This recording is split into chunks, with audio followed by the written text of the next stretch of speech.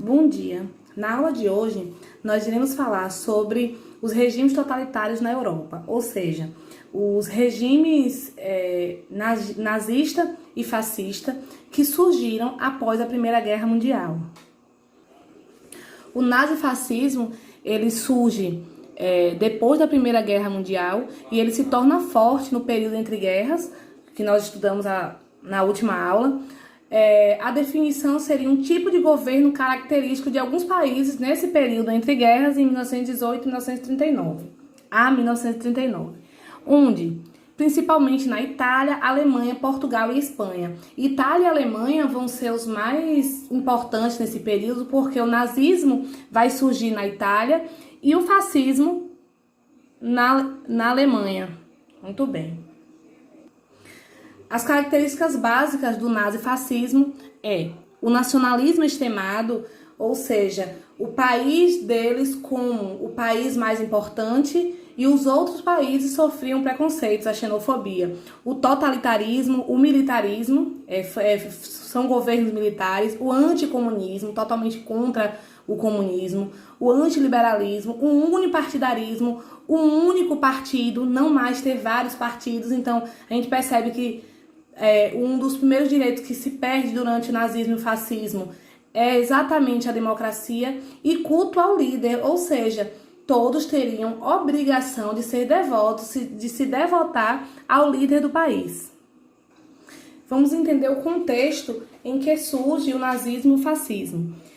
Após a Grande Depressão, aquele período que nós estudamos na última aula, em que os países estavam passando por uma crise econômica muito forte e que praticamente o mundo inteiro sentiu essa crise. Então, após a Grande Depressão, ainda sentindo os efeitos da Primeira Guerra, muitos países da Europa sofriam com o aumento de custo de vida, o custo de vida cada vez mais alto, a moeda desvalorizada e com um alto índice de desemprego. Como os governos estavam tendo muita dificuldade em resolver esses problemas sociais que aconteceram após a Grande Depressão, esses movimentos de cunho nacionalista começaram a ganhar cada vez mais espaço na Europa. Então, alguns líderes muito carismáticos, eles conseguiram atrair e manipular as massas, pregando que a democracia era um sistema frágil, decadente e que somente um Estado forte poderia solucionar os problemas sociais. Aí é que estava o grande problema. Eles começam a colocar na cabeça das pessoas que a democracia não era boa, que não ia resolver os problemas sociais, a fome, o desemprego que as pessoas estavam enfrentando naquele período na Europa. E assim, os países como Itália, Alemanha, começam a vivenciar a ascensão desses regimes totalitários, que, como eu já disse, eles são caracterizados pelo autoritarismo, que é o totalitarismo, né? Pela presença do Estado em todas as esferas públicas e por forte nacionalismo, aquela ideia, aquele ufanismo, a ideia de que o seu país é mais importante do que qualquer outra coisa. Nesse tipo de regime, existe apenas um partido político, como eu falei antes, o unipartidarismo, e não se tolera oposição, não era permitido haver oposição. Aqui eu coloquei mais um pouco da doutrina do nazifascismo. O totalitarismo é sempre o Estado acima de tudo, nada existe contra o Estado. Nacionalismo, tudo deveria ser feito para a nação, para o Estado. O idealismo, acreditava-se que bastava a fé para conseguir que se almejasse. O autoritarismo, eles diziam que a frase que foi utilizada, a liberdade é um cadáver em putrefação. Então a liberdade não deveria existir. O que deveria existir é a autoridade do presidente, do monarca, do líder do Estado, do governo. Militarista, a guerra é para o homem, o que a maternidade é para a mulher. Então, eles colocam que a guerra é tão importante para a sociedade como a mãe para um filho. E o antissemitismo, que é o nazismo, é a perseguição racista aos judeus. Nós vamos estudar, vocês vão conhecer muito isso no próximo conteúdo, que é sobre a Segunda Guerra Mundial. Como eu disse logo no início, o fascismo ele surge na Itália lá em 1921 e ele, até o final da Segunda Guerra Mundial ele permanece em 1945. Essa imagem que eu coloquei para vocês é de Benito Mussolini, o líder da Itália, o líder fascista. Aí ele mostra a imagem dele sempre sério, sempre jovem, sempre trabalhando. Era essa a ideia. As comunicações de massa era o que mais foi utilizado por esses líderes. A intenção era mostrar ao povo que eles eram bons, que eram eles que iriam resolver o problema social que tinha se instalado após a Primeira Guerra e com a Grande Depressão.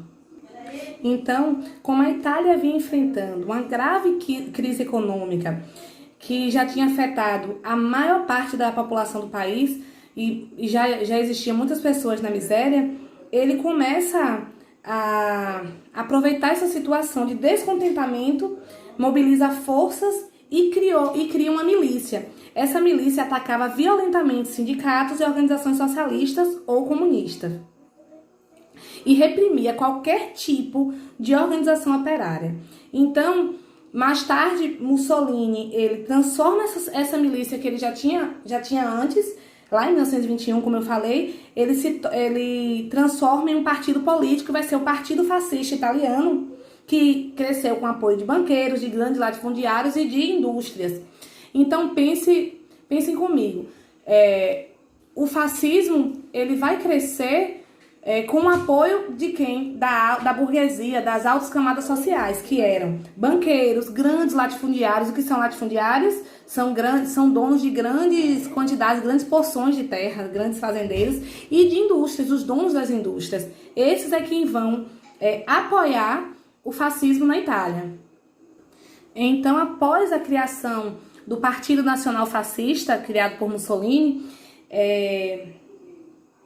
Mussolini ele vai liderar uma grande manifestação que vai ser conhecida como Marcha sobre Roma. Em torno de 50 mil pessoas participaram dessa manifestação, pedindo para que o rei renunciasse. O rei Vittorio Emanuele III, que era o rei da Itália naquele período, ele se sente pressionado e convida entre aspas, ele se sente forçado a convidar Mussolini para o cargo de primeiro-ministro. O que é que Mussolini faz rapidamente quando ele se torna o chefe do governo? Ele implanta uma ditadura e daí vai começar a ditadura fascista. Durante seu governo, Mussolini ele fez amplo uso da propaganda, da censura à imprensa e da violência contra seus opositores para continuar no poder. Aqui tem uma das frases, crescer, obedecer e combater, era uma das frases dele, e outra que dizia, Mussolini sempre tem razão.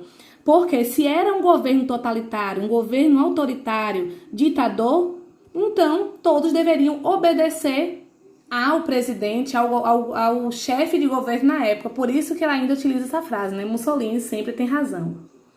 Aí eu lanço essa pergunta a você. Não todos vocês eram meus alunos do ano passado, então vocês vão lembrar. O que é uma ditadura? Então vamos entender um pouquinho o que seria. Ele fechou os jornais, ele cria uma polícia secreta. Sabe o que essa polícia secreta fazia? Investigava qualquer pessoa, qualquer grupo que fosse oponente, que se opusesse ao governo. Assassinava os seus adversários, prendeu jornalistas. Quando eu falei antes sobre a censura à imprensa, é porque só poderia ser divulgado o que fosse consentimento do presidente, de Mussolini. A escola tinha que ensinar, ao invés de crer em Deus, diziam, creio no gênio Mussolini. Ele deveria ser adorado. Como eu falei lá no início, o que era o fascismo, então dentro da descrição do fascismo está a crença no seu líder. Até na escola era obrigatório que se ensinasse que deveriam crer no gênio Mussolini. Aqui são imagens da propaganda fascista, para vocês analisarem um pouco. Eu coloquei essas questões aqui para vocês, mas vou colocar novamente em PDF para que vocês me respondam. É um trabalho avaliativo. Onde ocorreu o fascismo? Quem era o líder? Como surgiu? Como Mussolini chegou ao poder? E no poder, o que Mussolini fez? Agora nós vamos entender um pouco sobre o nazismo na Alemanha, que surge lá em 1933 e vai até 1945 com o fim da Segunda Guerra. Como eu disse, como foi com o fascismo, o nazismo também vai acabar com o fim da Segunda Guerra.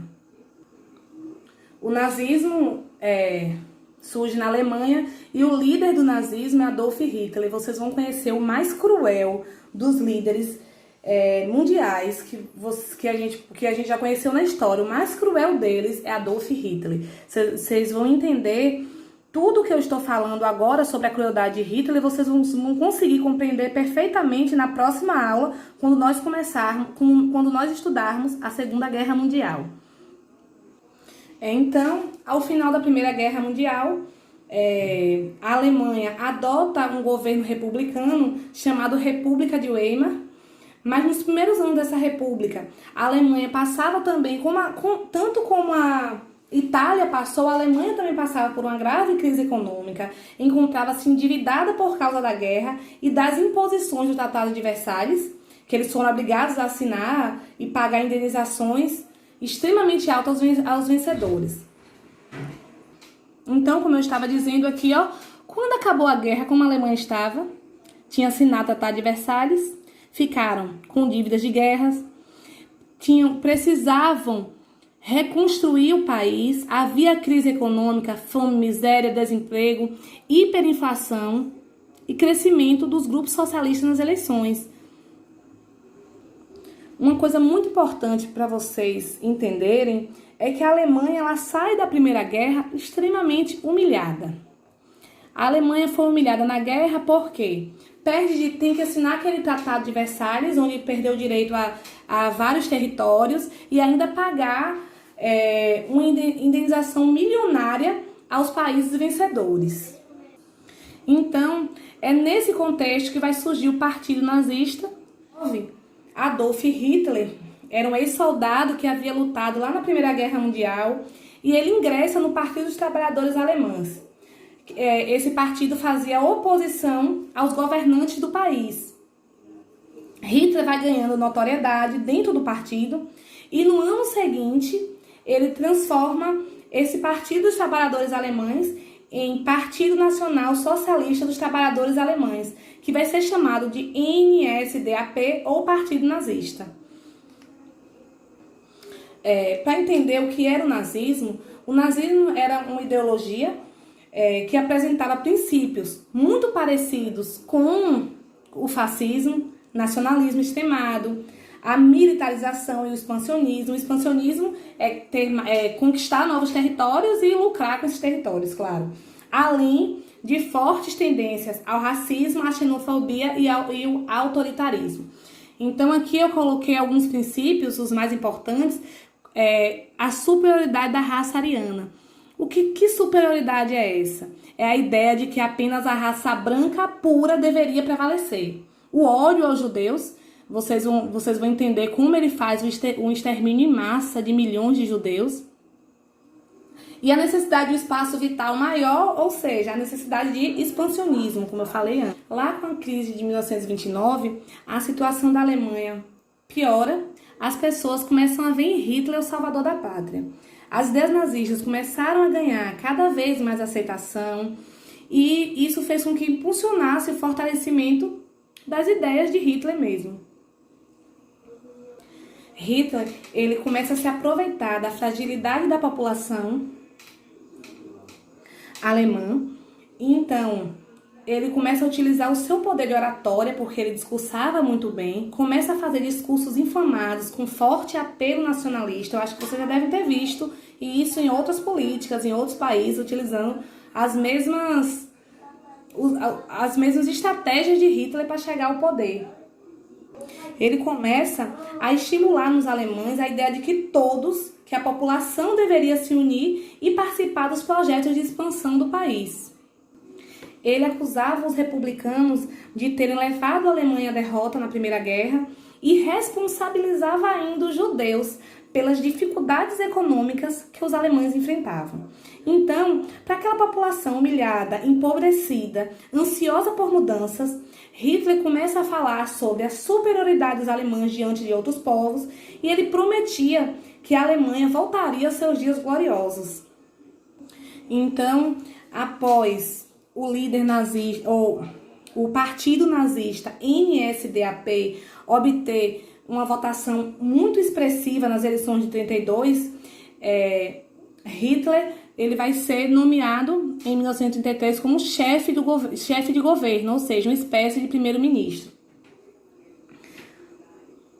Logo depois, Hitler ele vai se autoproclamar o Führer. O Führer é o líder da Alemanha, e aí Hitler vai implantar uma das ditaduras mais cruéis da história da humanidade. Como eu disse a vocês, não houve líder mais cruel do que Hitler no mundo inteiro. O governo nazista é caracterizado, não podemos esquecer, por ser extremamente autoritário, ditador. E a ideia de Hitler era centralizar o poder do Estado em suas mãos e governar exatamente como um ditador. No poder, os nazistas restringiram as liberdades individuais e políticas. A polícia secreta, que foi criada por Hitler, chamada de Gestapo, ficou responsável pela censura e pela perseguição aos opositores ao governo e aos grupos que eram considerados impuros. Que grupos eram esses? Homossexuais, ciganos, judeus. Então, esses grupos eram perseguidos pela polícia secreta do governo. E também Hitler fecha o parlamento alemão e silencia qualquer movimento sindical, qualquer movimento que fosse contra o seu poder. Hitler também ele investe em indústrias de armas, pensando, claro, já numa Segunda Guerra, com certeza. Essas indústrias de armas, claro que também gerou empregos para a Alemanha no período, mas Hitler já estava conduzindo a economia alemã para reconquistar os territórios que foram perdidos pela Alemanha na Primeira Guerra Mundial, o que com certeza iria levar à Segunda Guerra Mundial. Aqui é uma imagem de Hitler e sua esposa, Eva Braun.